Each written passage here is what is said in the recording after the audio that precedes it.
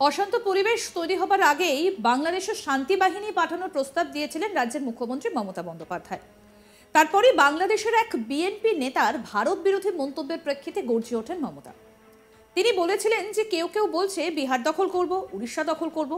আমি বলি ভাই, ভালো থাকবেন, সুস্থ থাকবেন, সুন্দর থাকবেন, কিন্তু এত বড় হিম্মত আপনাদের কেন? কারো এটা মনে হয় যে বাংলা, বিহার, উড়িষ্যা সব নিয়ে নেবেন আপনারা, আর আমরা বসে বসে ললিপপ খাবো? এটা ভাববার কোনো কারণ নেই। আর মমতা বন্দ্যোপাধ্যায় ললিপপের জবাব দিলেন বেঈমান বাংলাদেশের বিএনপি নেতা। তিনি বলছেন যে তাহলে আমরা কি খাবো? কি পরিস্থিতি একবার দেখুন। কিছু নেই তো এখন এইসব বলবেন? তার মানে তিনি কি বোঝাতে চাইছেন? বাংলাদেশিরা কি খেতে এক্সপার্ট?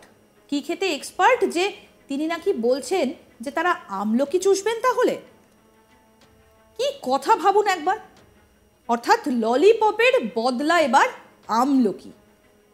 এখন যখন দেশে এতটা ক্রাইসিস চলছে, যখন সংখ্যালঘু হিন্দুদের ওপর অত্যাচার একের পর এক ঘটনা ঘটছে, তখন তারা রীতিমতো হাস্যকর কম্পিটিশনে নেমেছেন।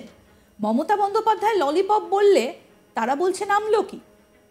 ভাবুন একবার, তারা কিসে কিসে এক্সপার্ট সেই নিয়ে এবার ধোঁয়াশা তৈরি হয়েছে। বিধানসভায় দাঁড়িয়ে মমতা বন্দ্যোপাধ্যায় ঠিক কি বলেছিলেন শোনাবো আপনাদের। তারপর মমতা বন্দ্যোপাধ্যায়ের এই ললিপপের জবাবে কি খাওয়ার কথা বলছেন বিএনপির যুগ্ম মহাসচিব রুহুল কবির রিজভী, দুটো মন্তব্যই ব্যাক টু ব্যাক শোনাবো। আগে আপনাদের শোনাই মমতা বন্দ্যোপাধ্যায় যে ললিপপ খাবার কথা বলেছিলেন, কি বলেছিলেন তিনি, আসুন শোনাই।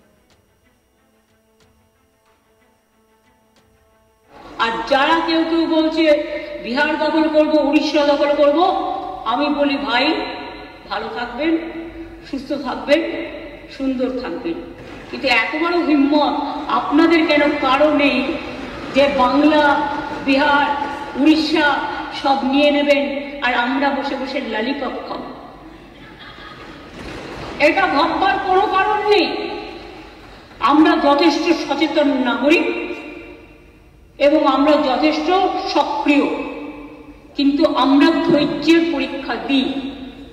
তার কারণ এটা আমরা রবীন্দ্রনাথ ঠাকুরের কাছে শিখেছি যে আগুনের পরশমণি ছোঁয়াও প্রাণী, এই জীবন পূর্ণ করো, এই জীবন পূর্ণ করো, এই জীবন পূর্ণ করো। তাই আমি মনে করি ভারতবর্ষের অখণ্ড আমাদের সকলের অখণ্ড, এবং আমরা সবাইকে রক্ষা করব। এটাই আপনাদের সকলকে আমি আবেদন জানিয়ে গেলাম। যেহেতু হাউস চলছে, লোকসভাতেও আমাদের মেম্বাররা নিশ্চয়ই আলোচনা করবেন সুযোগ পেলে। কাজে যিনি গেছেন ক্যাবিনেট সেক্রেটারি, আমরা আশা করি তার দৌত্য সফল হোক, শান্তি ফিরে আসুক। বাংলাদেশের রাজনীতির সাথে আমাদের রাজনীতির সম্পর্ক নেই। ওরা কে কি রাজনীতি করবে সে নিয়ে আমরা কোনো কথা বলতে চাই না, কিন্তু আমাদের দেশের যে ধর্ম নিরপেক্ষতা, যে গণতন্ত্র, যে সংবিধান, আমরা যেন সেটাকে মেনে চলি। আমরা যেন অন্য কোনো উস্কানিতে কোনো উস্কানি না দিই, এটুকুই আমার আবেদন।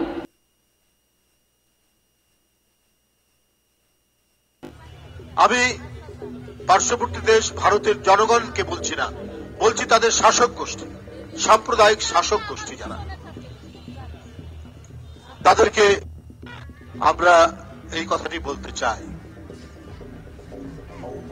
তারা বলেছে আমাদের লোকরা চিকিৎসা করতে যায়, উদ্দেশ্য থাকে চিকিৎসা করা প্লাস একটু ট্যুরিজম হয়, বেড়ানো হয়। তো এইটা কতখানি মন ছোট হতে পারে তাদের সাথে আমাদের কি হয়েছে? আমাদের দেশের একজন ভয়ঙ্কর এক ফ্যাসিস্ট, ভয়ঙ্কর দানব, তাকে ছাত্র জনতা দাঁড়িয়েছে, সে পালিয়ে গেছে, সে ভারতে আশ্রয় নিয়েছে আপনাদের কাছে। এই জন্য আপনাদের এত মনোকষ্ট, এই জন্য আপনাদের মনে এত ব্যথা।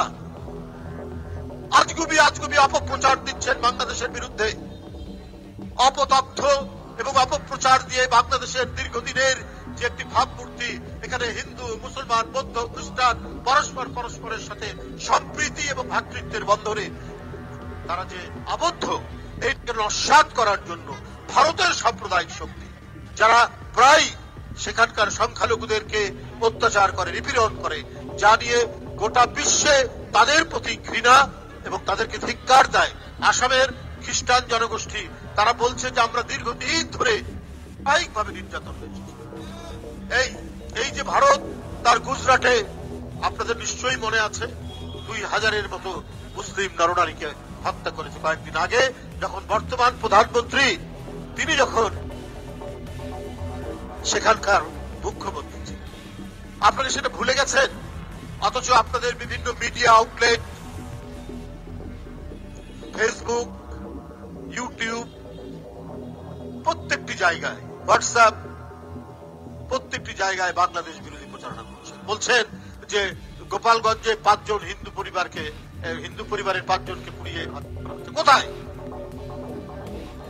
পৃথিবী তো সর্বোচ্চ প্রযুক্তির মধ্যে প্রত্যেকে একে অপরের সাথে পরিচিত। পৃথিবীর কোন মিডিয়াতে দেখালো না, আপনারা সেখানে বসে থেকে অপপ্রচার করছেন। কারো মাথায় ব্যান্ডেজ করে, কারো হাতে ব্যান্ডেজ করে ওটা মিডিয়ায় দেখাচ্ছে।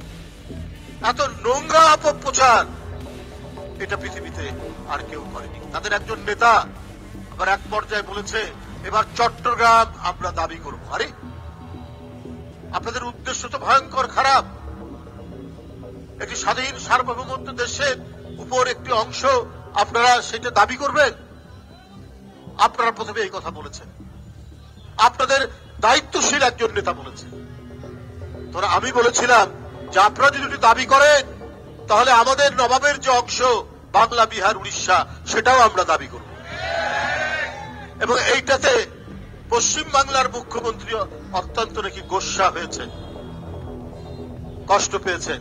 বলছে যদি আসে বাংলাদেশ থেকে উড়িষ্যা, বিহার এগুলো দখল করতে আমরা কি ললিপপ খাবো?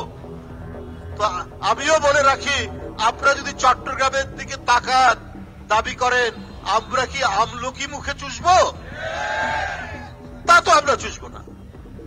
আপনি মমতা ব্যানার্জি, আপনাকে আমরা জানতাম ধর্ম নিরপেক্ষ মানুষ, অসাম্প্রদায়িক মানুষ মানবতাবাদী হয়, এইটা আপনারা জানতাম। কিন্তু আপনাদের অত্যন্ত গভীরে যে কট্টর হিন্দুত্ববাদী লুকিয়ে থাকে সেটা দেখলাম যখন আপনি বললেন যে বাংলাদেশে জাতিসংঘের শান্তিরক্ষী পাঠানো দরকার।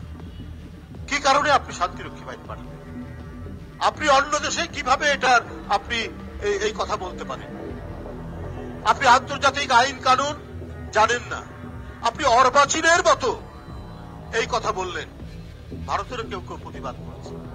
তারপরে আপনাদের মনের মধ্যে বাংলাদেশের প্রতি কোনো সম্ভ্রম নেই, কোনো বাংলাদেশের মর্যাদার প্রতি আপনাদের কোন ধরনের আপনাদের যে সম্মান দেখানো সেটি নেই। আপনারা সবসময় মনে করেন যে বাংলাদেশ আপনাদের তাবেদার হয়ে থাকবে। আরো আপডেট পেতে দেখতে থাকুন আজ তাক বাংলা, সাবস্ক্রাইব করুন।